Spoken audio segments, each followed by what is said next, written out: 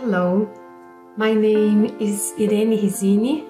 I'm from the Catholic University of Rio de Janeiro and director of the International Center for Research and Policy on Childhood in Brazil. I was asked to write a commentary to one of the handbook's chapter. The focus is on questioning the universality of children's rights. The authors in this chapter revisit fundamental critiques of the UN Convention on the Rights of the Child, particularly interrogating the idea that one version of children's rights can be applied to all children.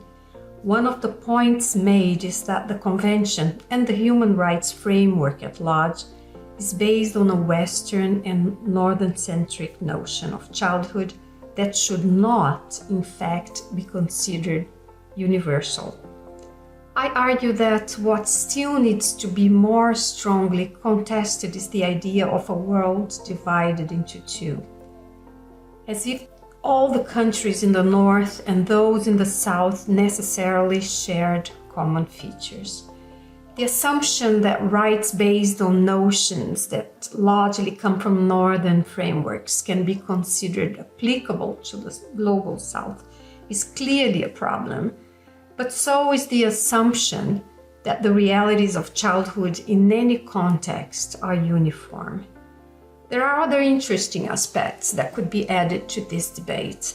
From a decolonial perspective, for example, one could argue about the limitations of discussions based on sources published only in English.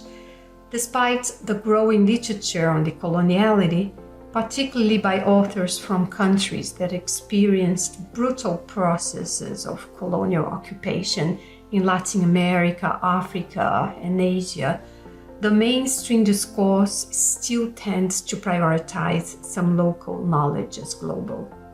To conclude, it can be said that there is much path-breaking theory debated in this chapter and in the handbook as a whole.